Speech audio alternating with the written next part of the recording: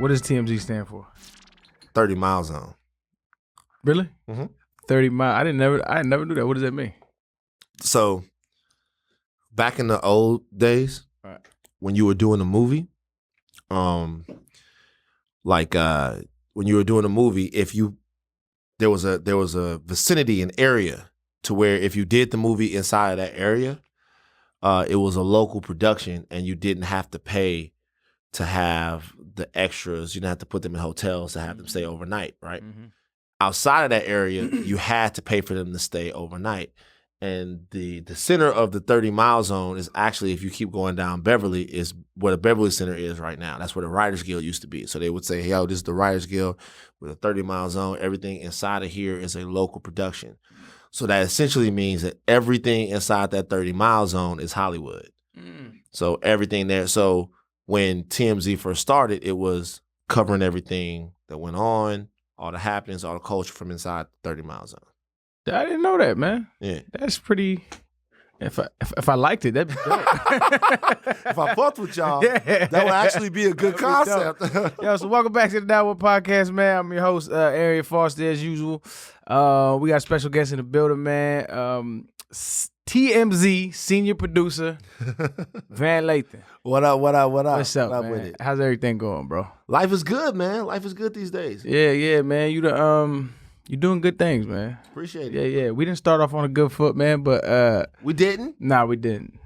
We didn't. We just cause no, I'm talking about back in the day, like your bosses. Oh no, yeah, nah. That was the opposite of the good foot. That was the bad foot. That was the bad foot. We'll get into that in a minute, man. Sure. But I kind of want to dig into your journey a little bit. That's kind of why I started the podcast, is kind of dig into people and to see how they maneuver through this earth, man. So you grew up in Baton Rouge, Louisiana. Word. How the hell did you end up working at TMZ of all places? Well, so living in Baton Rouge, you know, I high school, college, went to a couple of different colleges. Just trying to kind of find my footing and find out what I wanted to do. And then after that, I started working on shows, you know, after I got out of school. So I worked on a show on BET called College Hill. It was like the first, remember that? I do remember that. Right. So the first season of College Hill, they did it at Southern University. I worked on that, and then I started working on a couple of movies. And I worked on one film called The Reaping, and I was the stage manager. It's a big deal for me. You know what I'm saying? So we had taken a old Walmart and then gutted the Walmart and used it to like shoot scenes in and stuff like that. And I was in charge of like locking it up and all that stuff like that, and coordinating everything that was going on. Hurricane Katrina came, and so when Hurricane Katrina came,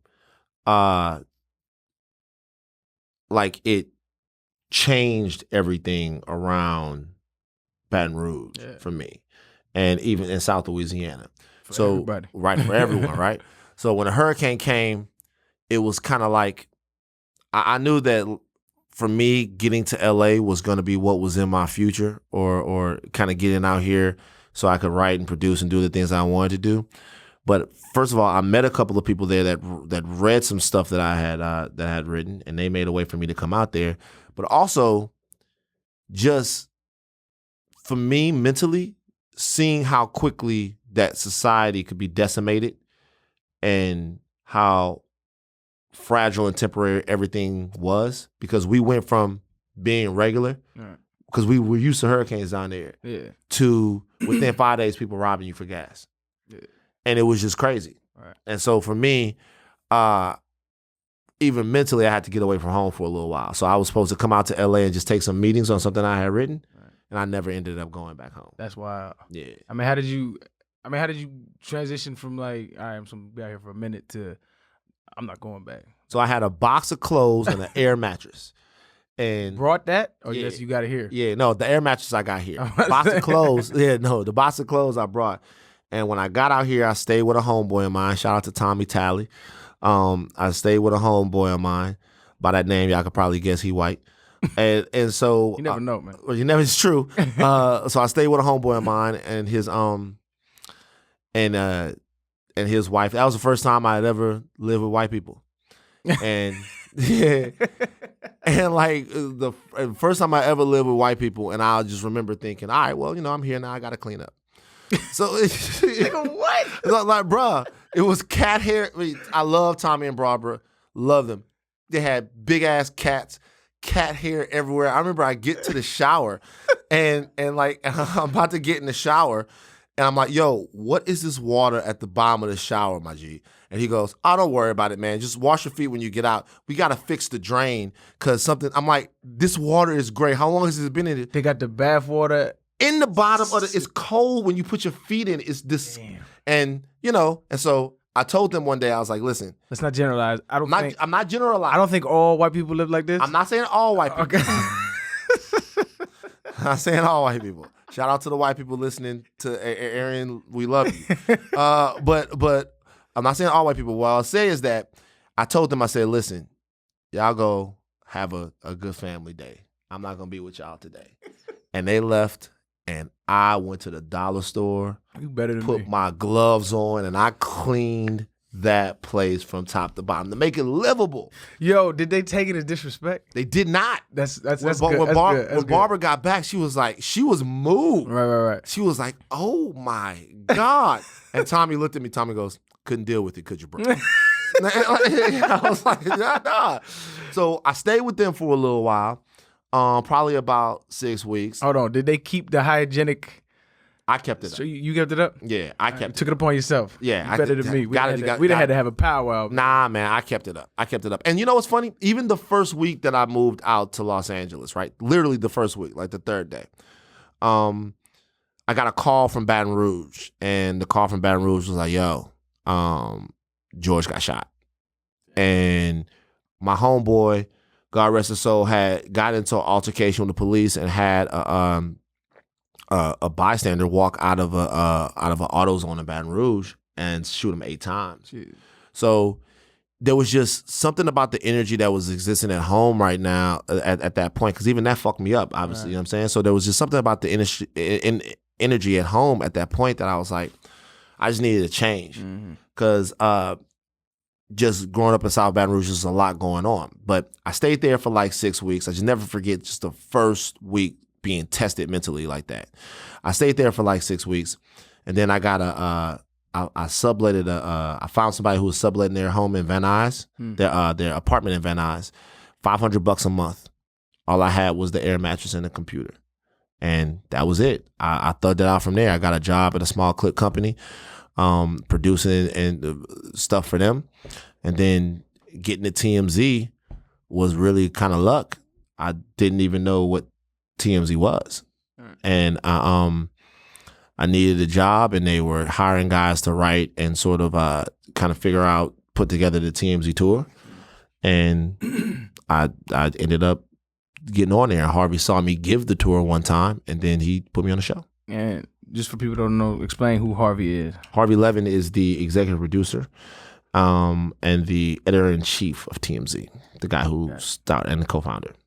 So that's a hell of a journey, actually, man. And it's winding. Humble beginnings, though. It's like when you see somebody's rise, like I always respect people's grind, man. And that's why I love having people on the podcast. You just listen to everybody's different story. And kind of what we were talking about when I was on your podcast, man. It's like everybody has a different worldview. Like your worldview is shaped by your experiences, and your experiences a lot had to do with the grind on the come up. Like, how does that shit like influence your vision going forward, like career wise? The work. So there was a lot of times that I was working on myself that I didn't even realize I was working on myself.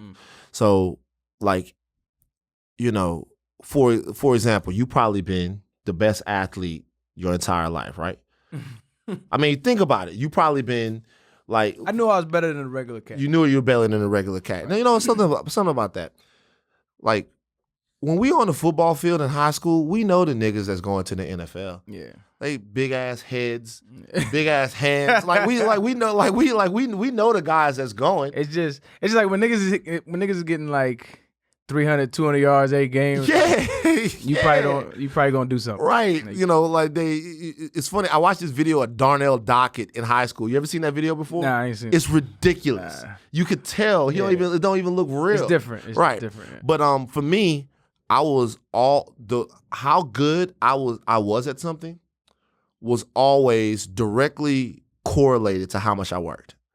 So I had enough natural talent to be in any room, be anywhere. But in order to achieve and excel at something, I never was just a guy you put in something and it just goes. Yeah, I'm like that too. I never was a guy you just give it and it just goes. I always had to work for it. And there was a point in my life where I stopped.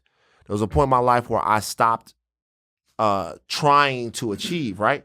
My weight ballooned. I got to like 360 pounds and all of that stuff.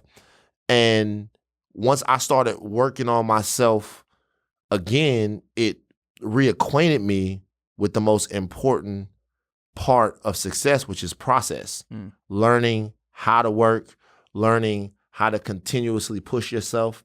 That's why I didn't stay the black dude on TMZ forever. It's because I get into the office and I figure out what holes I need to plug there, what's not working there, what's not working for the part of the audience that looks to me for certain things, and how I can best maximize my opportunity there. That's a gem that people don't realize a lot of the times. Is like whatever situation you find yourself in, like you have to find a way to make it better, because wherever place you're at, it's not perfect. Like, you can go to Apple and improve places there. Like if you get a job there, like you just have to figure out like what your attributes are and what your strengths are and implement that in everything that you do and get them to see. I always tell people, matter of fact, it was dope as fuck today. I got a text message from one of my youngins that when he was a rookie and I was like already well established in the league, and he texted me today and he made the Pro Bowl and he was like, man, I just want to let you know, like I don't remember if you even remember this conversation, but when I was a rookie, you pulled me aside and you said that you're either gonna be one of the people who forever regret the fact they didn't take their talent and do something with it, or one of those people that are going to be great. And you told me how too. And he's like, I'll never forget that. And I wanted to appreciate that. That shit was dope as fuck to me. But when you, and that's good on him for even receiving that. Like it's crazy. Yeah. Because a lot of guys, especially once you get to that league where everybody was the best player their whole life. Yeah, exactly. A lot of guys forget what the process is. 100%. And you got to find ways to reinvent yourself, no matter where you at in your life. But that little gym there, when you get there and you're like, yo, I'm here, but I'm not here yet. Yeah. I try to tell people all the time, like, yo, there's no such thing as there. Like, yo, how does it feel? I get questions a lot from cats. Like, how is it being an NFL player? How was it? Like, I was like, yo, it's not a thing. You know what I'm saying? It was never this mountain, this peak. It was never this place that I wanted to get to. You hear people say all the time, it's about the journey. It's all about the journey, and through that journey, that's where you find yourself. Do you think that? But to that point, is like, do you think that shit is innate? Because you get there, and a lot of people just get real comfortable where they're at. They're like, okay, I got a job, I got health benefits, I got this, I got that. Do you think that shit is innate? Where you're just like, I've been asking myself this question, bro. I've been asking the question, like, even looking around at some people, like, why? Like, why is that okay? Mm-hmm.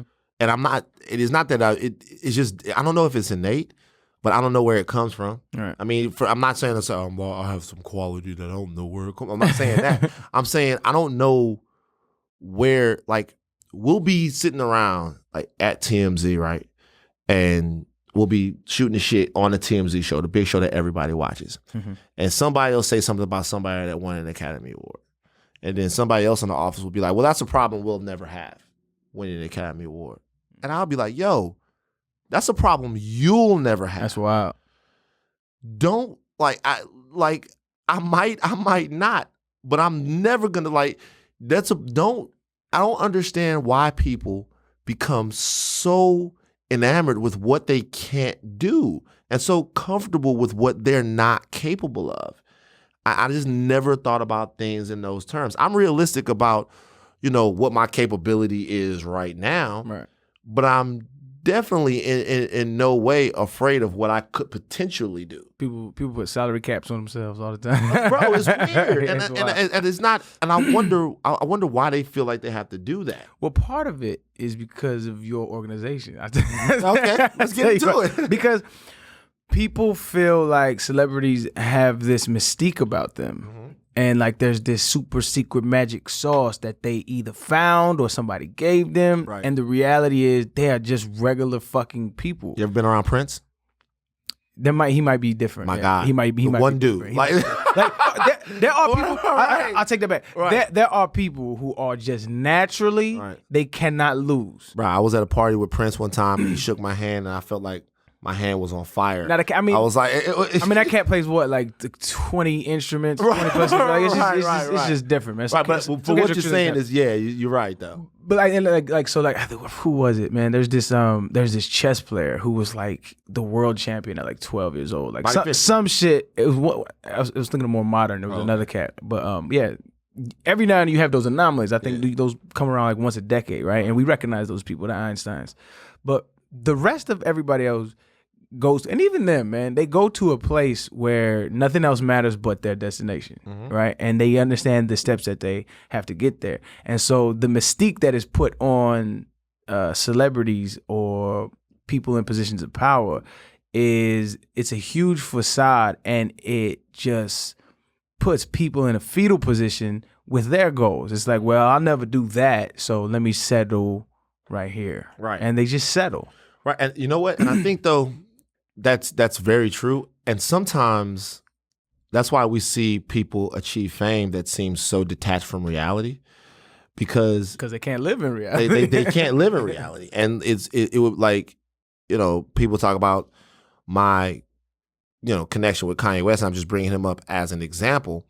It would be very hard to tell him he couldn't do something, right? Because it's hard to tell him anything, right? So, like, that's why they say ignorance is bliss, right? For situations, exactly. Right. You meet people, and as long as they have the talent to back it up, like, belief in yourself is severely underrated to me, because it drives almost every adult decision that you'll make that could benefit your life. Like, for me, people ask, why are you trying to do this? Why are you trying to do that? Like, because I believe that I can be better than what I am right now. Right. And I believe that I'm underachieving in a lot of ways. And so let me see how far I can push this thing. And so a lot of that comes from just being back home, the competitive nature that exists in South Louisiana, and also seeing a lot of people, we talked about this a little bit after the podcast, who passed away at an early age and now don't get a chance to see or to live what they could have been. Yeah. A lot of homies that I grew up with that died in senseless and tragic ways, and some of them that died just from situations. Where I'm from, Louisiana, there's pollution. People get weird cancers. They get weird diseases. Right. You know what I mean?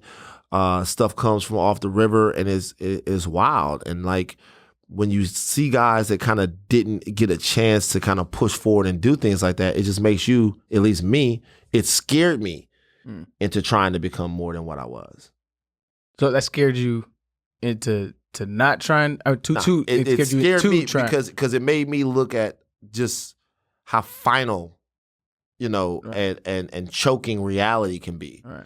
And so if you want to go to China, you gotta go to China. You know what I mean? Like, if you, it's not, China not gonna come to you. Yeah. If you want to go to China, like, all of these, one of my homeboys, and I'm not trying to get all deep in my emotions by talking about it, he used to have pictures up in his room of Beijing, right? He thought for some reason Beijing was like the dopest place in the world. Right. And, like, he's gone. He's in Beijing.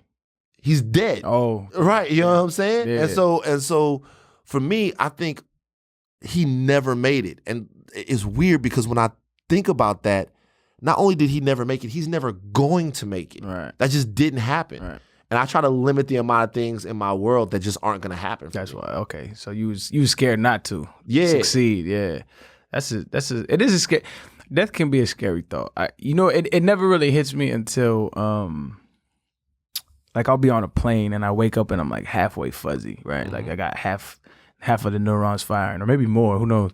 But it like I think about death, like I think about it right now, and it's like, yeah, death happens. But like when, in these specific moments, it's a weird feeling I get, and it just really sets in. Like, yo, this shit is not right. This shit is a wild ride that we're on. Like my mother sometimes we'll text back and forth, and for the longest she kept dyeing her hair black. Mm-hmm. I was like, yo, let that shit gray. Like, just let it gray, because she's a beautiful. It's like she grays beautiful. Like my grandmother, she's like 80 something years old, and her gray is beautiful. Like she ages beautiful.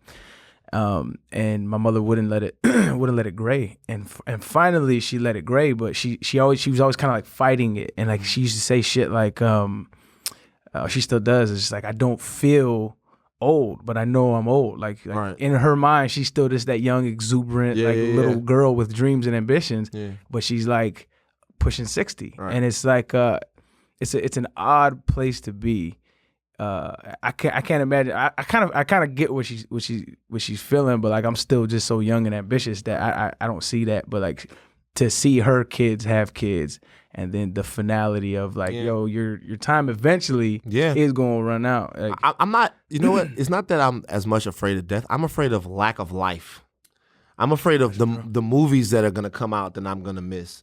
I'm afraid of that shit would piss me off. Right, you know what I'm saying? If I go before the next Avatar comes out, that's gonna piss me off. You know what I'm saying? Yeah, I'm gonna be pissed off. And so like it's just weird. Talk to your boy, man. Right, exactly.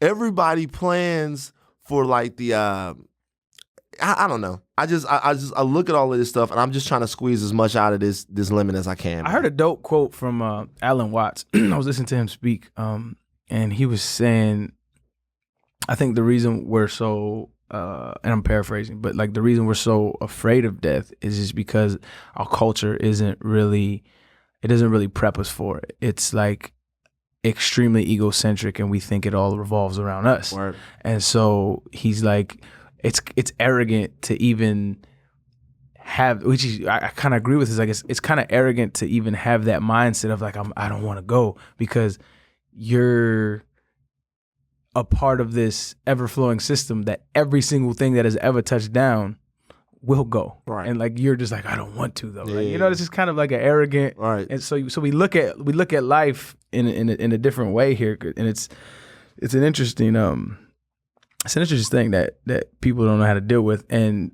I think a lot of people go towards, and I think this is why we invented religion, but we'll get to that in a little bit. I want to touch on the whole Kanye West debacle, because that's sure. Do you feel like that was that put a spike in the trajectory of your career? Without a doubt. Yeah. So for people that don't know, when Kanye West was ranting and raving, well, one of the times he was ranting and raving, he went up to the 30 mile zone. Yeah. That's crazy. I didn't know that. Right. He went up to the 30 mile zone for whatever reason, and he said that slavery was a choice. He said I don't want to, because he's going to be, no, he doesn't know what to say.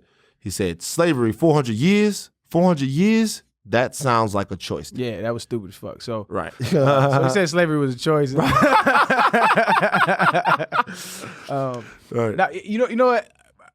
Because I'm a Kanye apologetic, right? So like I'm one of his biggest fans, dog. I really am. Yeah, so and when he said that, like, I think I understood what he meant. Mm-hmm. Like, because he's right, it was a choice, but the choice was be a slave or risk death. Mm-hmm. Like, so he's right, but it's just disingenuous without that context, right? But anyway, so he goes on there and he's ranting and he's raving and he's saying all this stupid shit. Yeah. Like, what was going through your head, and what made you initially get up and say, "Nah, my brother"? Well, initially when he was going through it, like, first of all, he shocked the whole room because he just turned around and he was supposed to be talking to Harvey and Charles. And by the way, this entire Kanye West thing has been a masterclass in fame for me. I thought I knew what fame really was. Mm. I have a PhD in fame now, not because of any fame that has brought me, but just being in the halo and the aura of someone that famous, or being connected in any way to somebody who's that famous. Yeah. Kanye West is more famous than I could have ever imagined that he is. Oh, he's known. Right. So, but, and I say that because there's been all kinds of guests that have come into TMZ. 50's been in there, Chainz has been in there, Mark Cuban, Sean Spicer, all different types of people have been in there. When Kanye West was in TMZ, no one was saying a word. Mm-hmm. They were hanging on his every syllable. He was completely controlling the flow, completely dictating everything that went on inside the office. Now, the back and forth between him and Harvey and Charles up there, that was happening for TMZ Live, so they were lobbing questions at him or whatever. But as far as the environment in the actual room, everyone was completely enthralled by the guy who was standing over there saying that. And so I'm listening. He's talking and he's saying all of that stuff. I got my IFB in because we're doing TMZ Live and I'm listening to everything that happens on the show. He said that and I'm like, wow. Wow. I'm looking around and people are looking and like, just kind of ran at him. Then he turns around and he goes, yo, does it sound like I'm speaking freely? And that to me was an invitation. Right. You know what I mean? And that to me was an invitation to address what I felt like was happening, which was a complete and total meltdown and an irresponsible one. Because if you frame, like me being where I'm from, and I've said this before, me being where I'm from, the old black person is a very important element of your upbringing in Louisiana. Old black people, okay? Old, like super old. Mm-hmm. And they say things that are very short and concise, but you know exactly what they mean. Mm-hmm. And they say them out of nowhere. I remember driving to a restaurant for my sister's birthday. We're driving down Highland Road, and Highland Road in Louisiana, when you get, a little bit more towards the western part, it's like enveloped in trees. Right. And there are antebellum homes there, basically plantations there that are on there, and they're old. You can tour them and do all that shit like that. And we're driving to a birthday party, and my grandfather, who was old black man, goes, look at that tree. I'm looking at the tree. He's like, there's souls on that tree. He's like, there's souls on that tree. People that look like me and you. He's like, I can feel them. Souls on that tree. And I'm thinking, what is that? Like, I'm thinking to myself, what does that mean? What is he talking about? And the moment that you think that, he then tells you what he's talking about. He's telling you, he's like, so much pain on this dirt and this soil from us. He's like, it's amazing for us to be even driving down this road right now on our way to go to go have a good time. So when he talks, they put into just kind of your brain and your soul a reverence for the atrocities that people had to go through. Happen right in your backyard, right? And they tell you about old people that were slaves and did go through this, right? And my grandfather will tell you about hanging out with Rap and talking with Rap. Rap is from Baton Rouge, you know what I'm saying? H-Rap Brown. So it's like talking about hanging out and talking with him and all of these things. And so for me, more than anything, even some of the things that drive me to sometimes blur out emotionally is I have a great deal of respect, reverence. I'm almost subjugated by the pain of my ancestors just because it's been ingrained into me. Right. And so to kind of call them into question in a way, in any way, especially in a room full of white people. Yeah. That was the breaking point. That was the reach point. And by the way, I get what he was trying to say. He's speaking of a revolutionary mindset and kind of a mindset that I think, to be honest with you, that black people or any oppressed group, disenfranchised, marginalized, whatever you want to say group, needs to have. But it's so devoid of an understanding to me of what the actual stakes are for those people. First of all, slavery was the ultimate away game. Mm-hmm. You on, like, especially the early slaves, they don't know where they at. Right. They don't know the language. They don't know the food. And they don't even have the same language as the people they're with. Like, right. That's insane. Right. They all of that. Yeah. And so just sitting up there saying that and planting that, I'm not going to put even, and a part of it was selfish, I'm not going to put myself in a position where a month from now, some kid that I work with is going to say, when you think about it, Kanye had a point. Yeah. Nah. I'm going to serve him real quick and let you know that if you come out your neck with that, I'm gonna serve you. But I wasn't even trying to serve him. Right. I was just going, don't do me like this, bruh. Right. Like seriously, man. Yeah, it's like I use it's analogous to this. It's like when I grew up in a domestically violent household, right? So it was traumatizing, but there's a certain way to handle like some situations. Although like even like you could like my father always used to say like truth spoken out of season is just as good as a lie, right? So like if we had some shit going on in our house and the neighbors called the police, as a child, I was pissed off at the neighbors. Right. Like, I know this is bad, but like, yo, let us handle our own business. You know what I'm saying? Yeah, that's kind of how it feels within the black community. It's like, yo, stop involving people with these other opinions. What you talking to them about it? It has nothing to do with them. Yeah. Like they're either gonna get it or they're not gonna get it. Like my sister's an activist, and she has a master's in Africana studies, and she just killer. And she don't care, dog. She straight up says all the time, like, "Yo, I don't got no time for white people. If you get it, you get it. If you don't, my time is not to you; it's to my people." Right. And it's like I understand that mindset. I used to fuck her a lot, but I mean, I'm gonna be real with you. Like I think allies are important in any fight. Right. Allies are always important. Right. And I really do believe in people, and so I believe that there are a lot of people from all races that kind of get what we're going through. Of course. But they got to speak with us and not for us. Oh, that's 100%. You know what I'm saying? 100%.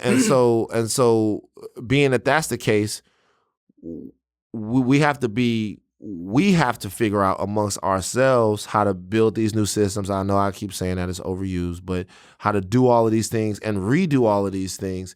And when you go out like Ye did, kind of in that situation, it's just, man, I know sometimes you might not be able to see what's happening from Calabasas, but understand what we're going through, and not even what we're going through, because that's disrespectful to the ancestors, because they went through something. Right. Well, understand what we're trying to do, and don't be a detriment. Yeah. Like don't knock us back. No. I'm already here. I'm here in the desk sitting in the room, and I realize that hurts my cultural credit in the first place. This is what kills me. So you have like a cat who like Mark Lamont who goes up to I think he went to the UN, right? The UN, yeah. And he advocates for freeing Palestine. Mm-hmm. And that's a deep topic in itself. But some of the phrases that he used and some of the things he said, a lot of people took a lot of one really. Yeah, it was from the river to the sea. Free the river to sea. Yeah. A lot of people took that as anti-Semitism, right? Mm-hmm. If you speak ill about Jewish people or white people in general, like the backlash is detrimental. But Kanye West can say freedom was slavery was a choice, but imagine if he said the Holocaust was a choice. Oh, it's good. We're done. He's canceled. Like, you know what I'm saying? Yeah. Like on a global scale. Like, and that right there is the definition of the privilege that they hold that they don't understand. Yeah, I mean, the it's funny that you bring that up. The reality of that entire situation is even we deal with that in a different way. Right. So, like other people, black people got to stop being so damn inviting. You know what I mean? Like what I like about your sister is that she's setting a cultural boundary. She's setting a boundary, and she's saying, "Don't cross this. And if you do cross this, there will be repercussions for that." So for me, like I don't feel like sometimes we do that. We invite everybody to the conversation. That's one of her biggest points. We invite everybody to the conversation. Yeah. Let's figure it out together. Yeah. And by the way, that's not to say I'm down. Yeah. Like you know what I'm saying? Like I'm down with engaging anyone, but on these specific issues, let's work together on them and kind of not do that. So I guess my thing with him was just kind of that, and then him and I, we had a back and forth over the summer, and he seemed cool. Right. So I don't have any animus towards him. Right. You know what I'm saying? I don't really either. What bothers me about him is this. To me, it just looks like from an outsider's perspective, it's like he found conservatism. Like that's all it was. And so he was trying to change his worldview in a different, trying to gauge. Did he though? Does he know what conservatism means? No. This is what I'm saying. I think he found it without understanding exactly what it is. Like, because people who understand and study politics, like, all of his talking points have been said, rebutted, and refuted years ago. Like, but he's saying it like it's new things. Like the girl Candace Owens that you finna invite to your podcast. Let me know. I would love to. I'm not. Listen. I asked. What question? What do you think about that? Right. Some people. You're gonna have two different sides. You're always gonna have one side that says don't give people like that a platform. You're always gonna have other people. I'm more in this camp. If we're gonna talk, like there are certain things I can't let you dance, because what she likes to do and what a lot of conservatives, a lot of black conservatives like to do is like to dance and like to throw statistics at your face without any real substance, right? So it's really easy to refute and rebut if you understand their game, and it's just a game that they like to play. Right. And so like if that's the case, if you want to like, all right, let's have these real conversations and all of this shit that she's spewing, let's go over it point by point and see if she wants to dance then, because when you back them into a corner, they don't have a logical foundation. Right. Like it's just not. But anyway, but when he's talking to people like Candace Owens, he's saying things like this, it's just it's very it's a surface level conservatism that I've seen for years that I feel like this nigga just found. And I'm like, I don't know who he's hanging around with. Like that, you have to make sure your circle is smarter than you. You have to make sure your circle is smarter, or else you can fall into these holes. Right. Like he's watching like people that are advocates for white supremacy, like they're, and not necessarily outwardly because they can't anymore, right? But they're cozying up to it. You just got to read between the lines. And there's the only thing that really does bother me about Kanye Yeezy? West. The only thing that really does bother me is that there's 350s? No, I like him. I got some. I like there. There is a part of him that I feel like worships whiteness a little bit, and I'll tell you why. Before I'm gonna let you finish, I'm betting my sister jumping up and down when she's hearing this part right there, because she feels like that about a lot of black people in general, is that we concede and we have to get their approval for any kind of, it's just like, it's a reason why the black dollar doesn't circulate in our community. Like if you look at it's funny that they spin it like this. So like if I'm saying like, yo, black people, spend money in your communities, support black businesses, a lot of white people will say, man, that's racist. It's reverse racism. But if you look at the Asian communities, go to any Chinatown in any place in the USA, they have Asian car washes, banks, restaurants, gas stations. Everything is Asian owned because they understand that camaraderie in that community. I'll take it one step further. We're here on La Brea and Beverly right now, right? In this neighborhood, there are Hasids. Right, they're like the Orthodox Jewish brothers. I watched a documentary on Netflix. Wasn't necessarily the most flattering documentary about the Hasids, I will say this, but it was about people that wanted to kind of break away from the church. There was an incident that happened, or a case where a woman was trying to leave her husband, and they were Hasids. She's trying to leave her husband, and they were fighting a custody battle. They wanted to get him in order for him to maintain custody of the children and keep them in the culture, because she was going to go secular with them. To keep them in the culture, they, as a community, they're relatively poor, raised $500,000 to buy the best possible lawyer for him. That's crazy. That they could. Don't take my word from this. Watch it yourself. Right. And they called upon their people as a cultural obligation. The green Dragonzord flute. Right, exactly. Whatever. But as a cultural obligation, they said, for us, we're demanding that you give of it so we can keep this thing that's been going on for X amount of years going. Right. And while the documentary was really about people that have escaped a certain lifestyle or whatever right there, I'm not making it, I don't know nothing about being Hasidic Jewish besides what's on there, so I can't make any determinations about that. I'm not saying anything about that, but I'm saying beyond that, what struck me was just how much they care about what they are. And how they're willing to sacrifice and how they're willing to rally around one person. You think they don't do that when they're starting a new business? Of course. You think they don't do that? They got their own ambulance system. You think they don't do that? Of course they do. It's because they understand and they have a love from where they're from. Right. And we don't because of cut off. Taken from us. That. Yeah. And like people understate that. Like they love to say, get over slavery. But they don't never say get over the Holocaust, get over 9/11, get over Pearl Harbor. We have days commemorating that shit. It's so wild that you just said that. I said, y'all, I literally just said this a month ago. I said, y'all want to forget everything that happened to everybody else that's not y'all. 100%. And as a matter of fact, 100%. What we y'all gave you say, an MLK day. Exactly. I'm like, in streets. What y'all say, when I say y'all, I'm talking mainstream America. It's like what y'all actually say is never forget. Yeah. You say never forget. One of the earliest, literally one of the earliest battle lessons that I remember is, I can't remember what the name of the battle was, is right after they got swacked at the Alamo. They came back and there was a battle that they won, and it was kind of like led to Texas becoming, a state or what have you. Wasn't that called the Battle of the Alamo? No. The Alamo was where the U.S. lost. Okay. And then after that, they beat them, right. and the rallying cry was, "Remember the Alamo." That's okay. Remember how bad they fucked us up just a second ago. Right. Our rallying cry needs to be remember. Right. Period. For a bunch of reasons. Not remember to be mad at anyone. First of all, remember to pay homage to the people that survived all of that stuff. Yeah.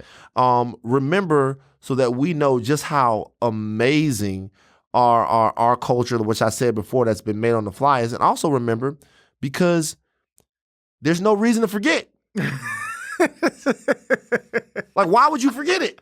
1,000%. Like, there's no reason. Why would you forget it? The inconvenient truth is there still is reverberating effects of slavery in our society. Without a doubt. That people won't admit to this day.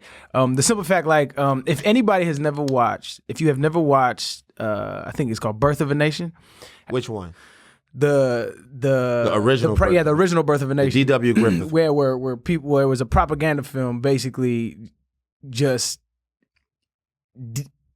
degrading and denigrating our people in a way. It's where blackface came from. It was one of the most popular movies of all time. 100%. Yeah. And so, like, if you watch that, you get and you understand like the mindset and how deep this really runs. And the 20s and the 30s and the 40s and the 50s, there's propaganda being laid throughout all of those generations to say for people to be fearful of somebody who looks like us. Yeah. So it's no wonder why incarceration rates are higher for people of color. Like it's no wonder why drug related arrests are higher for people of color when the CDC come out and says people use drugs at the same rate. Like this is why. It's because like when you get a jury of your peers, there's bias and it's deeply rooted bias. It's funny. We're talking about this thing as it relates to me and when my homies was talking about this thing as it relates to the whole Kevin Hart thing.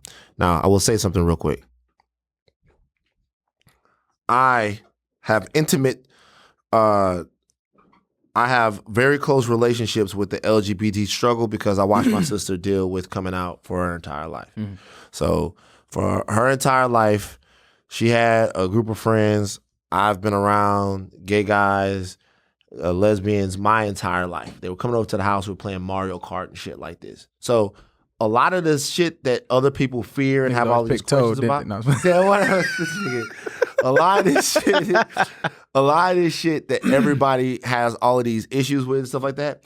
When I'm not trying to virtue signal when I say I don't have those same things. I'm saying my upbringing was different, so it's really not that big of a deal to me. Right. It's just not. Right. Whatever. But the reason when Nick brought up all of the stuff that Sarah Silverman had said and that Amy Schumer had said and that these other comics had said, someone made a comment. We did a segment on it on TMZ. At the end of the comment, at the end of the segment, Harvey said something like, "Well, I'm glad that she said she apologized and whatever, something to the I don't remember exactly what he said, but something to the effect of that's good enough for me." Right. And before we were about to go to commercial, and I said, "Are you guys okay with the fact that Kevin Hart said sorry?" Mm. And then a new sort of argument was ignited. I said, "Well, let's look at what happened." Right. I said, what happened was both people said vile and homophobic things that put the lives, to me, ideas like that, of our LGBT brothers and sisters, like in peril when they say these things and sort of put these ideas out there. Both people learned, said that they would no longer put it in their comedy. They would no longer do this, and they got over it. So if it's good for Sarah Silverman, then it should be good for Kevin Hart. Right. There was an argument. They had reasons why. They're entitled to their opinion. Let me tell you why I think those reasons sometimes happen. I think that when, like, white people, other races, whatever, they make mistakes, and people really look at those mistakes as missteps, especially like white celebrities or whatever like that. They make mistakes. People look at those mistakes as missteps. Oh, they got too drunk. Oh, they said the wrong thing. Oh, they were in the wrong sort of space at the time, or they weren't in a great mental space, okay? Whatever. They say sorry. They rehab themselves. They're better. When black celebrities make mistakes, I think it's harder for mainstream America to get over them because they don't look at them as mistakes. They look at those as those people showing them who they really were. Character flaws. Yeah. So there's a certain belief about us and who we are. And sometimes people that ascend or transcend those things are looked at as being something more than black. And these mistakes or these missteps or whatever they might be are reminders, at least subconsciously, to people that they're not. Right. That they're just like all the rest of the niggas that they gotta be afraid of. Right. They just look like all the rest of the niggas that they see on the news, that they hear in these songs, all of this shit. And it's harder for them to deal with when someone really does something, coming to terms with the fact that they might not be that same way, or that they were out of pocket a little bit. And so what you just said a second ago about this sort of belief that we're lower, or however it was that you put it, like, that's the reason why we have to talk to one another. Right. We have to talk to one another because I would assume and hope that we don't think that about each other. No, but we do though. That's the caveat. Bruh, I really hope that hope that we're moving past that. And so I have to be able to sit and try to build with people who don't look at me and think that I'm like automatically lesser. So I'll give you an example. My business, we talked about him yesterday. My business manager, his name is Humble Lukanga. He's on one of my podcasts. If you haven't checked that episode, episode 2, check it out. It's brilliant conversation, man. That dude is just a different cat. But he has to be so above and beyond the exceptional, to be even considered taken seriously, right? He works with numbers.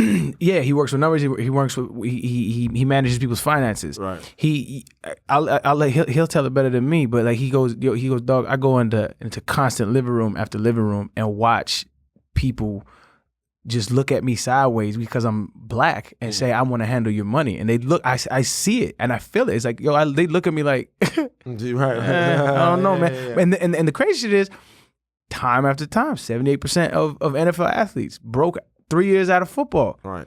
And you still trusting these cats going with your back money. To the same well. Like, I don't get it. And granted, like, there are pieces of shit in all races, man. I don't like to generalize. But like, I think as people, like, we have to start looking at ourselves differently, and it comes from the roots. Like, they've been marketed to for years how to fear us, and so have we though. So have we. All of these propaganda films and just overall marketing to the general public at large, how black people are. Man, I was talking to this cat that does he studies street gangs. Like, he made it a course at USC, and he was looking at the study of how much crime has decreased versus how much crime is getting reported. And he said, as the crime decreases, the reporting of it doesn't. So people are still, it's deeply rooted. So people are still getting fed the exact same amount of knowledge, even though the crime is actually changing. Wow. And that's to the point of, like, it's a perpetual cycle of fear mongering. Right. And I always tell people, anytime somebody's selling fear, man, walk the other way, because it's probably a crock of shit that they're trying to sell you, man. Yeah. But to all this point, to wrap it all back up, man, I think our brother Kanye, man, I would love ever get a chance to meet that dude. to just really pick his brain. I just think he has found an ideology that is rooted in American ideology, right? Which is capitalism. Right. And capitalism it's the best system we have, but people have to suffer for it. Right. And there's just no other way around it. And and that in essence is rooted in whiteness. Yeah, I mean, when I listen to, I'm talking, when I just see Kanye and the people that he worships, the people that he bigs up. Mm-hmm. I am Disney. I am Jobs. Mm-hmm. I am fucking taking pictures next to JP Morgan. Yeah. And like, you know what I'm saying? It's just weird. Like, I like all of these different people, all these different things. And I'm not saying that those aren't great men. I'm not saying that those guys aren't great men. I'm saying you can't find one nigga to put on the wall. You know what I'm saying? Like that I'm saying you can't put one That's hilarious. black man or sister on the wall. That's true. Like put like it to me. But he's a 70s. He grew up in the 70s, right? He's a 70s, so he grew up in the 80s, right? Yeah. So this is how I look at it. That's all he was fed. That's all he saw. Well, I grew up in the 80s. I hate to He's think 2 that. years older than That's me. why I say I hate to think that because his mother was an activist, correct? She was the chair of African American Right. literature So at Chicago State. So I'd like to think he got a better foundation. Fuck, I lost my point. CTE. It hit you, man. It hit you. It hit you fast, man. I was looking at a microdosing actually today, but then we'll talk about that later. But the fact that he doesn't, I don't feel like he grasps 100% what his and I hate to talk, I don't even bring his mother into it, but like what somebody like that would instill into their children. And heavy is the head, like, dog, you're not a normal cat. Like you carry so much influence, man. So like that's the only really thing that bothers me is like you're allowed to explore your thoughts and think free, fam, or whatever you want to label that shit. You can do whatever the fuck you want to do, but understand if you're thinking openly like this, like there's thousands, hundreds of thousands of millions of people that are hanging on your words, Bro. It's not okay to do that. It's irresponsible. Kanye West sit down with Sway, and Kanye West did this interview with Sway, Right. and so I said before that I've never really had an issue with gays and lesbians, right? Like I know a lot of guys go through whatever. But you know what? There was one point in my life where I pretended like I did because I was around my homies and they would say the F word and do all of this stuff like this. And there was this thing with me to where my sister was gay to where I was like, yo, man, am I going to wake up one day and be that? And be gay. Yeah, I was like, I didn't know how that went. I didn't know how I didn't know all of those things that were going on. So I would freak out about it. I'd be like, and I didn't. And at that time, she was still, in the closet. I mean, as much as you can be with as many pair of Timberlands as she had, but like, you know what I'm saying? Yeah. She was still in the closet, and I just didn't want that put on me because of where we were. Right. And I remember Kanye West did an interview with Sway, and Ye was doing the interview, and he says to Sway, he says, "Yo, we gotta stop hating on gay people." Right. Remember this? I do remember. He that. goes, and it was back in the day. Too, before it was cool to say that. Right. Right. Like we gotta stop hating on gay people. It's like what? It's like everybody in hip hop hates on gay people. He's like, it's almost like the opposite of hip hop is gay. So everybody's talking about right now, don't use gay as a pejorative. Right. The person that introduced that concept was Kanye West to me. Right. He said, like, it's like we in the studio, we listening to something. If it's good, yeah, that's hip hop. Right. If it's whack, yeah, man, that's gay. We gotta stop doing this. This is literally a decade and a half before anybody else was doing that, almost. And there was immediate backlash. Mm-hmm. And for me, you know what I thought? I looked at it, I was like, he's right. And That's an interesting perspective. like I was like, he's right. Like, and not only that, but then we were in the water. In Baton Rouge. I mean, in South Louisiana. Right. Everybody else is like, oh man, blah, blah, blah, blah. Kanye West goes on the TV. George Bush doesn't care about black people. And what people don't see, the George Bush doesn't care about black people is what gets the popcorn on that. What Kanye West said before this is he called out a double standard in the media. He said, you look on these newspapers, he says on one side it says black people looting, and in the very next picture it says white people looking for food. Surviving, right? And we sitting there salvaging. And we're literally clinging to civilization by a thread. And it's more so in New Orleans than in Baton Rouge, for sure. But for sure, New Orleans was where the hurricane hit. Right. But the residual effects were felt all over. And you have somebody standing right there that is talking that shit for you. That's the 100%. But that's why we bigged it. That's why we bigged him up. That's why. That's how he got all of this. Yeah. Talking that shit for you. Yeah. Even when the Taylor Swift shit happened and it was whack, I was like, whatever. Shit. Still felt like he was talking. Yeah, it was like this nigga. I was like, that nigga was taking up for Beyonce. You know what I'm saying? I was like, yeah, that's messed up that her moment got stepped on, but Beyonce did have the best video. So he's talking that shit for her. The interesting shit is like, Taylor Swift was a killer before that. Don't get me wrong, but like because of that, her shit spiked as well. Right. So it's like, yeah, it was fucked up, but like, my nigga, like you helped out. So like, and then to give somebody this great big weapon, right? Right. This great big cultural gun, and you feel like he's your John Wick. You know what I'm saying? Like he's your John Wick. He goes out. He goes out and do that, and then one day, John Wick is at your door, coming for you. Ooh. You like this is a great analogy, bro. You're like, God damn, John, chill. Yeah. It's me. Yeah, wow. It's powerful. It's me. That's powerful. And that was the most disappointing thing. And this is why I think it's so important for people to take everything anybody says with a grain of salt. Like, do your own due diligence, understand where your foundation is, and that way when Kanye says some crazy shit, you good.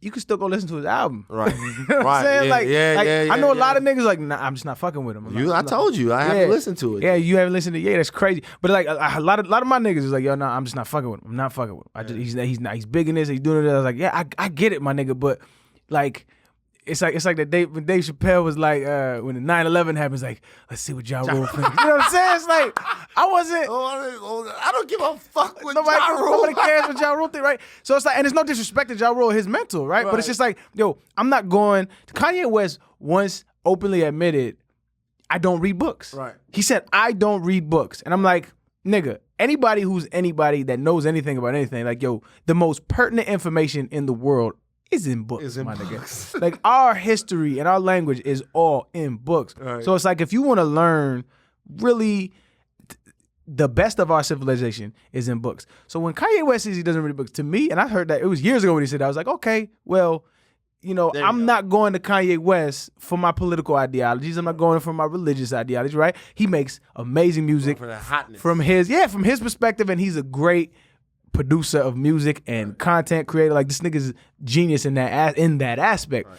And this is how crack music the same for you now though? Is any of those songs? Yes. Because all the same. Because so I didn't listen. How you stop the Black Panthers? Like all of that shit was talking directly to us. Because I didn't look at it like Kanye was talking to me. Just like you said, I looked at it. Kanye was talking for me. Right. So my voice hasn't changed. I still feel the same, right? I get you. I fuck with it. Like he can change all he wants to, but like how that music hit me in that moment in time is not gonna move me any differently. You know how like every artist in the world posts their Spotify stats. Did you post yours? I did post mine. My shit was cracking. I had to. I was new. You know what I'm saying? Right. I did my thing. I got over. I said shit. Y'all making me want to fucking put it back. I want to get on Spotify, man. No, but to me it was dope as fuck just because it's like, yo, like I just put out an album, like you could there's a difference between niggas listening to your shit and then you seeing like, this has replay value, right? Yeah, so, like everybody. That was most impressive to me. I get it. Yeah. But anyway, So fuck, I don't know what the fuck was I saying. CTE is a real thing. Yeah. What was I just saying? You were talking about Kanye, Spotify replay value. You were saying that you don't listening to Kanye don't change for you, right? Because By the way, my dad says if this happens more than 2 times, you know you're having a good conversation. Boom. My dad says if this happens. My dad, you lose your train of thought 2 times, you know you're talking about some real shit. I mean, we're on the right track. But you were saying, damn, I can't remember what you were saying That's now. love. But anyway, I'll tell you what I'm thinking now. Kanye. Oh yeah, that's what it was. So, bam, there you go. Go for it.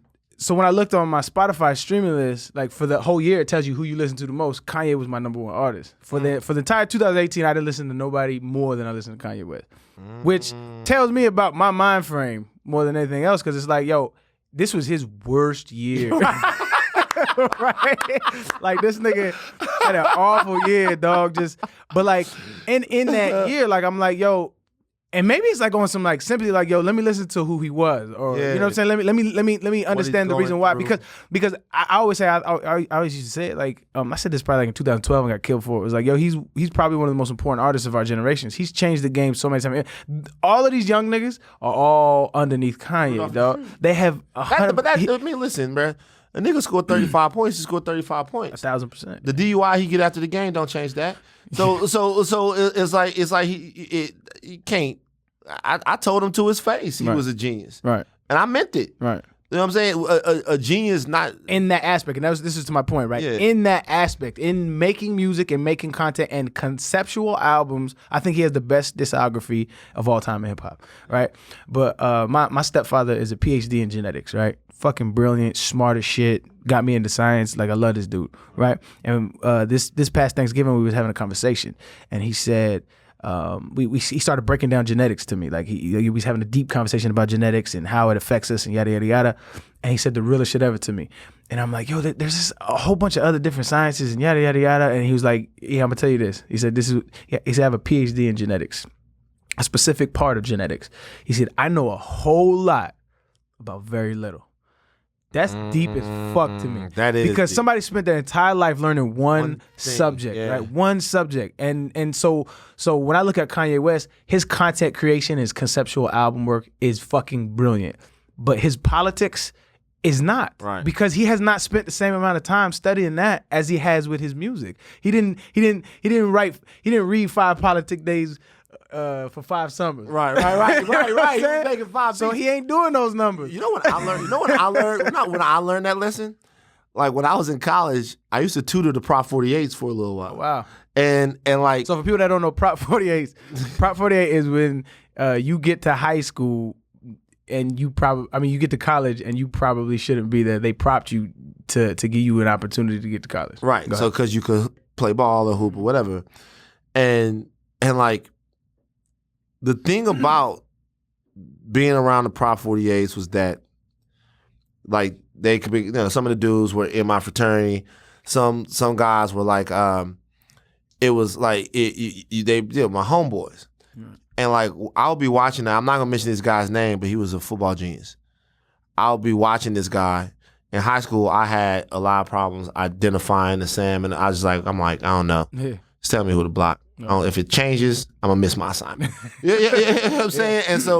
And so we sitting down, and this guy was almost, you know how Tony Romo be like predicting the plays and stuff like that? A lot of us can do that. And I'm sure, yeah. And so he's sitting down and he's watching it. He's watching what they're doing.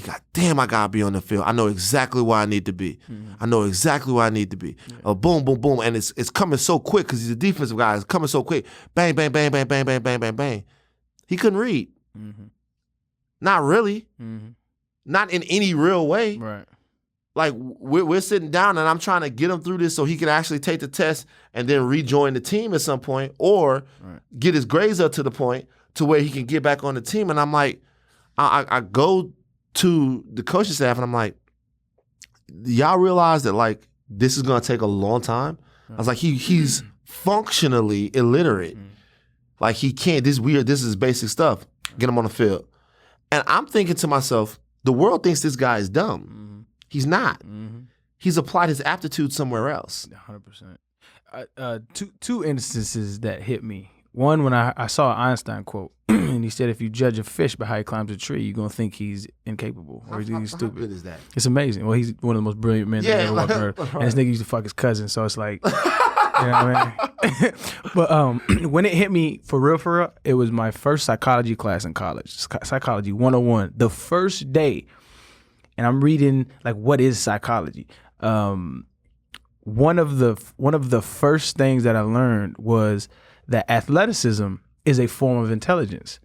It had never even been presented to me like that. This was in my textbook, and I'm like, what? And then they break it down. Why? Okay, so what's the difference in between Steph Curry being able to, on the fly, calculate how much force he has to put on the ball, put spin on the ball in order to get to a target that's 40 feet away, right? To get it into a hoop that's a certain diameter, right? There are a handful of people in this world that can calculate how much force he has to put on and knows exactly how much distance and yada yada, that can sit down and write the equations.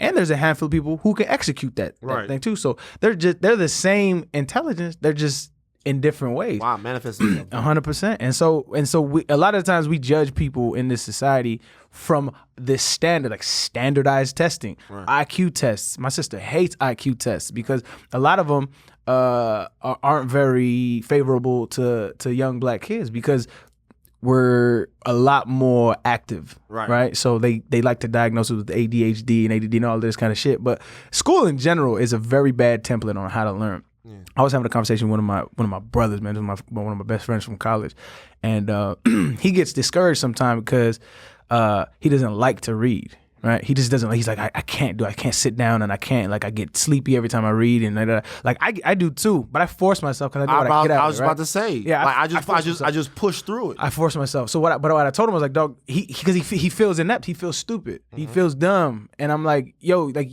you're not dumb, nigga. I was like, you learn different, like, nigga, you learn way different, like, and that's okay. But we have forced a standard of what is and what isn't smart or intelligent, and we actually put those standards on kids, and those societal pressures actually break people. Yeah, they break people all the time. Yeah. And they break them and put them in boxes, and then after a while, we start. I guess it's almost like kind of what we do to Kanye.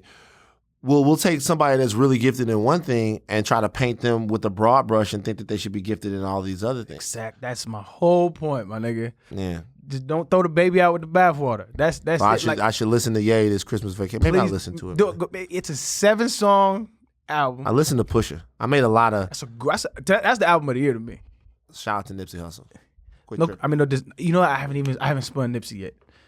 Let's have a deal. I'll listen to Nipsey tonight. Oh my God. And you listen to Ye. What's happening? I got you. I'll listen to. And it was on. I'm a huge Nip fan. I just haven't got around to, man. That shit is hard. Yeah, and I heard. So, but as of right now, Daytona's my album of the year. Daytona amazing, man. Yeah. Definitely amazing. Daytona amazing. And it's crazy because people was like, yo, you still listen to Kanye. Like, for example, I boycotted the NFL this year, but I did watch the Saints play the Rams. I just couldn't do it. Like, bro, the Saints on the, bro. See, this is the way. That's crazy. You gotta watch, man. This is the way things happen. Tell me how God works. God works is trying to figure that shit out for a minute. Like a real test. I chose this year to boycott the NFL. And the Saints are as good as they have been since 2010. Right. We haven't been this good in a long time. I think we had like a 13-3 year in there somewhere. Right. But like, and now I got to stick to that. God testing you. God testing me. Instead of feeding hungry people in Ethiopia, he's testing you with the Saints. Let me tell you something. Let me tell you something. God got time. Yeah, I bet he does. He's everywhere. He don't got food though. He's everywhere. He's got food. He's everywhere. Bro. I hear you, man. I hear you.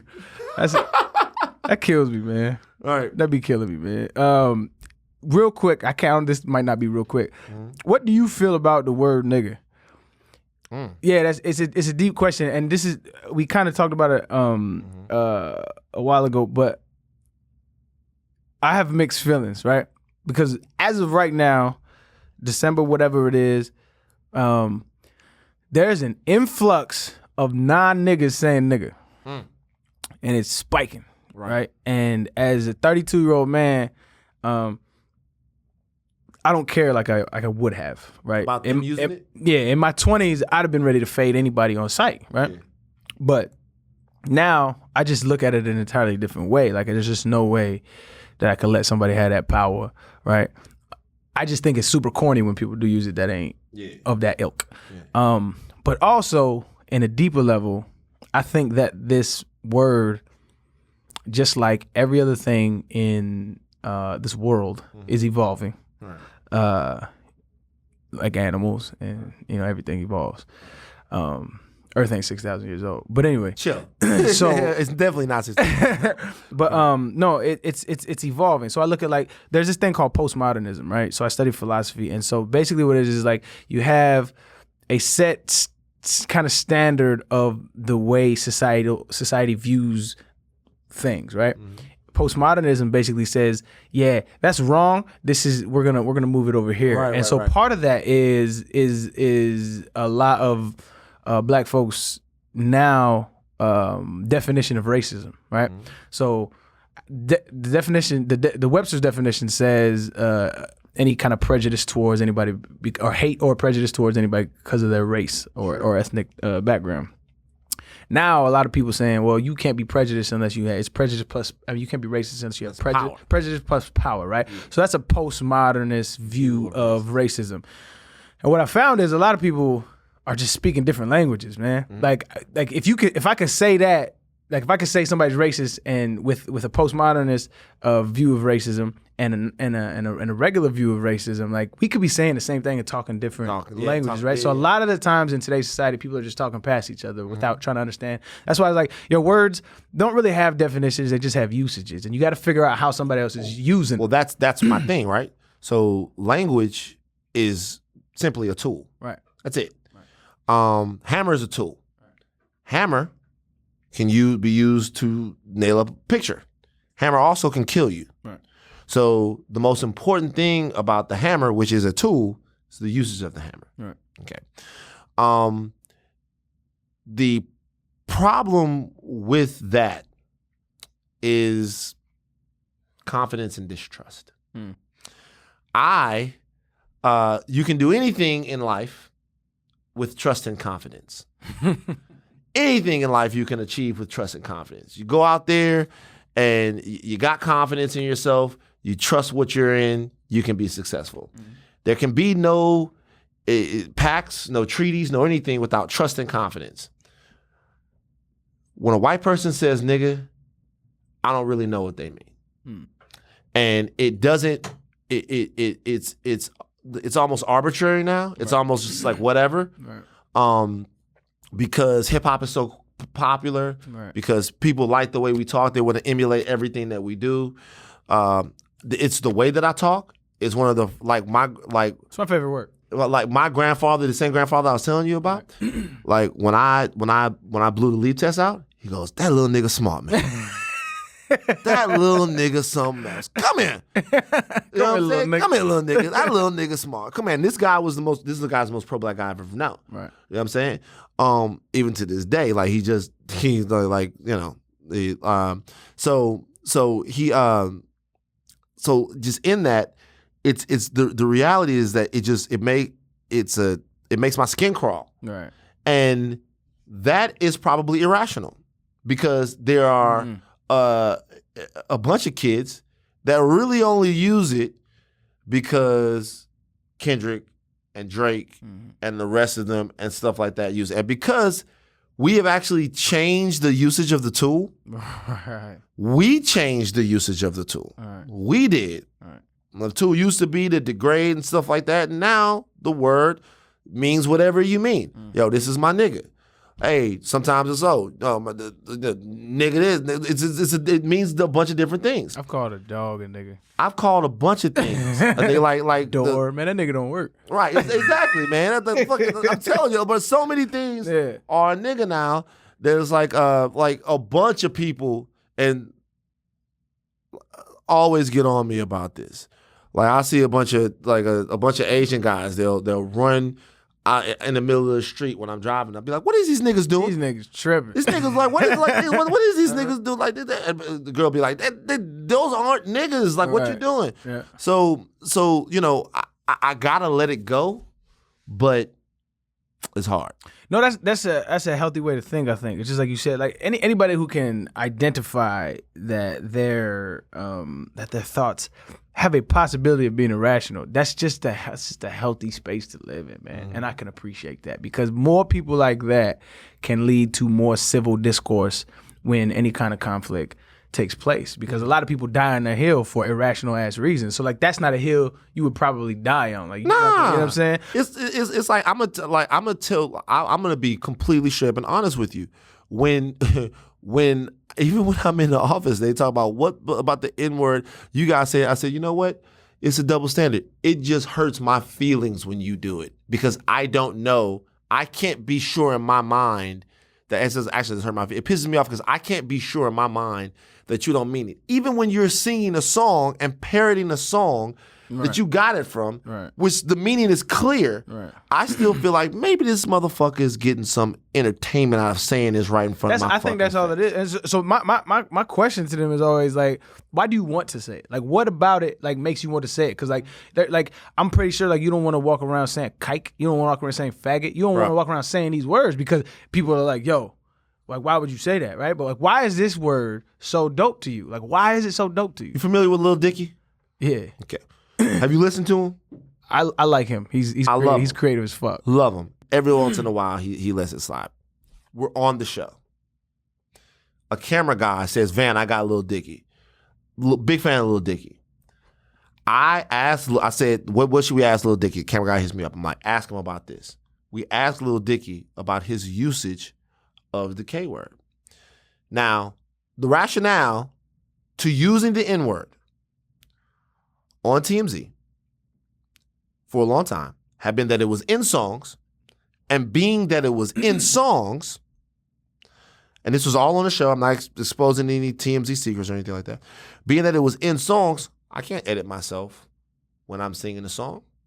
I'm not supposed to edit myself. It's cool, whatever. So Van, I can't, like, rappers are saying the N-word left and right. What can I say? Lil Dicky says, he puts it in the song, whatever, without. Then I ask him, like, okay, well, so now you have a Jewish rapper that's saying it. If I like Lil Dicky, can I do this? Whole room gets pissed off. And I said it then, I've said it a million times. How do you feel when it's your culture in the crosshairs? How do you feel when the word triggers you? Wouldn't it be easier for me not to say it? Right. Wouldn't you be more comfortable with me not saying it? Right. Even though this one guy is putting it in his art, and that doesn't give you carte blanche to just fire off, I still have to consider your feelings. Right. You know what I'm saying? And the reaction to that told me that a lot of this has to do specifically with the way Black Americans are viewed. Anything that is ours, somebody else feels like they own it. Like whether it be culture, our freedom, our athleticism, whatever it is, anything that is ours, somebody else feels like they can wield it and it's theirs. Right. So and that's a problem that I have. Sometimes I don't know if we are the only ones, because if yarmulkes became like fashionable, and I just came to work, or anybody's culture, like wearing something like that, people would be pissed and it would be in their right mind and they would be right to do it. Right. But somehow, whatever we have, we're supposed to give of it so freely to the point that it gets perverted. Right. And a lot of times my issue with the N-word is that this is something that we've worked out. Right. We didn't invite you to that table to have that conversation with us. Right. However, I recognize that at this point, the culture is becoming so homogenous, and everything is so widespread. Yeah. It's not a rational thing. The internet changed everything. This is why I was always like a big conservative talking point is like one of the leading talking heads is like this cat named Ben Shapiro, and he always says facts. I know him very well. So facts don't care. Feelings. Yeah, facts don't care about your feelings. But the interesting thing is like that's dope as fuck when you're dealing with hard science, right? So when you're talking about physics and chemistry and biology, is like that's 100% right. People. Yeah, but when you're talking about social science things, like there's shit that you can't quantify, right? Mm-hmm. It's just literally you cannot quantify that. Like how can I quantify how it makes me feel when a police officer pulled me? This actually happened to me when I was 15 years old. Me and my dad was driving to LA from San Diego.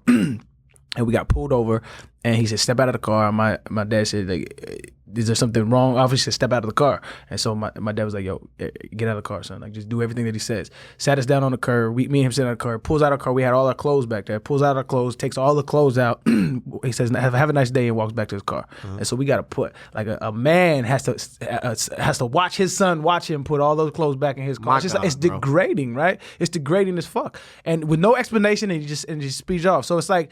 So like shit like that, how can you quantify that, right? So how can you put that on a stat sheet, right? You can't do that shit. There's no way to do that shit. So a lot of these terms and a lot of these things that we're going through socially as a culture, there's just you have to consider feelings. Like you just have to. So like that's what people like political correctness is taking away free speech. Nigga, no it's not. All it's doing is saying, dog, I'm not from where you from. You not from where I'm from. So we have to find a common ground so where you feel comfortable and I feel comfortable. Making them small treaties. We got to have a small little treaty. That's all political one another. That's all it is. Everybody trying to take your free speech. Bro. Right, with a small little treaty between us. You know what? After a little while of knowing you, you get drunk and let an N-word slip. Right. Maybe it's good. Maybe it's Gucci. Probably not with me. Probably not. Probably kick you in your chest. But the reality is that you're asking for a lot like that. I think every nigga got like a boy that's not black that that's my nigga. Yeah. It is what it is. I mean, yeah, for sure. I mean, listen, my line's been open on this because I remember in the early Fat Joe days, I was confused. I thought he was black. But no, when he was a Puerto Rican, and he's changed. Right. He's Puerto Rican, and him and people, the N-words are flying everywhere, and I'm like, is this okay? Right. And my brother was like, man, if you ever go to New York and hang out up there in New York, that's just the way it goes. This is when my bubble got burst. Because I used to fight. I got into so many fights as a kid because I grew up around Mexicans, like the essays, right? Yeah. So I used to get in fights all the time. And it wasn't no nigga slips. It was like calling me a nigger, right? Because it was like in that part of Albuquerque, New Mexico, where I grew up, like it was just like, I don't know, I got a lot of racism, though. I got to fight a lot. But anyway, so... Bad. No, yeah, and to that point, like it was like the center of the drug trade because like I-25 runs all the way across and I-40 runs all the way, so it was like the center, like there was nothing but drugs. But anyway, so my bubble got burst when I went to California. And I went to California at 14, 15, and Samoans. I met Samoans out here in California, and them niggas said nigga like more than I said nigga. Right. And I said nigga a lot. Right. And I remember pulling one of the homies aside. I was like, y'all niggas just gonna let y'all let this shit slide? It was like, you tell them. So, like 13 years old, 6'5", 725 pounds. Samoans is big. Run a 4.140. Yeah. And also like them niggas like Samoans are some of the most loyal people I've ever been around. Great. Oh my God. They really are, bro. Some of the most loyal people I've ever been around. Good. But see, that's the fucking other thing. You they not fucking with you. Yeah. Know they not fucking with you. And like they'll bang for you too. Right. You know what I'm saying? If when some white folks said it, right? They're like, don't say it. Nah, you say that and like yeah, so it's like I found out real early it's okay. You like Hakatu, you say it. Yeah, 100%. Right. It's like I found out early like it's a cultural thing. And so like you can't I can't police other niggas' words. That shit it'll drive you crazy. You go around getting fights every single day. Right. So you gotta find it and make your peace with it, man. But what a fruitful fucking conversation, man. It's dope. I appreciate you. We didn't even get into a lot of the meat of why we got up in the first place, man. But it's all good. We can do a part 2. Yeah. But more than so, man. I gotta be honest with you. We have to do a part 2. Do you know why? Why is it? Because everyone who witnessed our podcast at TMZ, right, they're like, we gotta have Arian back on. That right. They loved it. That's insane. Have you had Nick Cannon on your podcast? I have not had Nick Cannon. Oh wow. If you can make that play, that'd be dope. You gotta have Nick because they were like the 2 best podcasts, and obviously we had podcasts that went crazy because some of the Ye shit, and then we had Brittany Renner, and that was scandalous or whatever. But they're like the 2 best podcasts of the year were you and Nick. That's crazy. Nick be dropping that fucking knowledge, bro. Niggas is one. Like Nick gets so much Nick because sometimes he does some corny shit, but like he's one of dog. When I tell you I've never met this man. I've never even spoken a word, tried to reach out. Mm-hmm. But like I love him for this simple fact.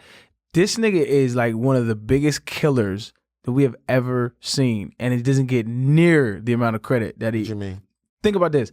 He has taken like the culture of internet superstars, right? Of the Instagram comedians and all that shit, and he has given, or even like the battle rappers, right? Mm-hmm. And he has given them a lane, and he has birthed so many careers. Oh, without doubt. Oh no, Nick out of here. Nick out of here. Like he's one of the, it's just visionary. Brilliant. Yeah, he's a visionary. He's brilliant. And he's like you said, he always says some deep, heavy, well thought out. And you know what else? Last thing I'll say about Nick Cannon. I had Nick Cannon on my podcast, and I asked Nick Cannon, and this is such an important lesson for all of you guys, for everyone listening, myself, everybody. I asked Nick Cannon, I said, Nick, why did you decide to go to Howard after all of this time? You're rich. You didn't done all of these things. What made you decide 34, 35, I'm going to go to school? Nick said, the climate of the country was changing. I felt like my platform was needed. Very important words next. I realized I didn't know what I was talking about. Whew. I realized I didn't know what I was talking about. That is fucking dope. So I go to Howard and I major in criminology. I major in sociology. I do all of these things to put the knowledge in my brain so that when I'm out here talking this shit, doing all of this stuff, I know what I mean. When I go to some place to try to answer the questions that surround recidivism and all of these different issues, I know what needs to be done. And said. And done and said. And books, people. The books that we were talking about, he realized he read them. He had to read them. And that's what I'm talking about when I'm talking about doing the work. And if you're willing to do the work, I'm good with you. That is a dope ass. That's an amazing. But like that's another part of the reason why I love that cat is like the humility that you have to have. Mm-hmm. The humility that you have to have is say, dog, I'm millions of dollars. I don't have to do. I could sit in my bed for the rest of my life if I wanted to. Rest of my life. He went and he challenged the shit out of himself. Yep. That shit is dope, man. It says something about that man's character, man. Yeah, for sure, man. Love that guy, bro. Much love, man. So every podcast ends the same way, dog. So since episode 1, my mother was my first episode. Mm-hmm. Dope episode. I asked all the guests to talk to Jim Carrey for me and try to lobby for him to get him on the podcast because I just love that dude's mental and I would love to pick his brain, man. Cool. So if you just look at the camera, and try to get Jim Carrey to come on the Now What podcast, I appreciate it. Jim, you're doing a lot of good work out here. First of all, I love the art, the paintings. The paintings are dope. Jim, you gotta come on the Now What podcast because what we have right here is a voice that needs amplification. This dude was in the NFL. He played at Tennessee. He probably lost to LSU a bunch of times. You know what I mean? But seriously, we need Jim Carrey to have more cultural credit so that your weapon out here can be more powerful. And this forum right here is a way that you can do this. You need to hear what Arian has to say. You need to come on here on the Now What podcast. And you need to really talk to the culture. Because we fuck with you, Jim. Come talk to Arian, man. And then after you leave, stop by my show. For sure. So if there's anything you want to plug, man, you probably got more fans than me. But if there's man, Red Pill podcast every single week. That's why I want to plug. Everywhere else you can watch me, Catch him at TMZ, chasing down Robert Downey Jr. at the restaurants and shit. You know what I'm saying? I appreciate you coming on, my dog. No problem. Much love always. Yeah.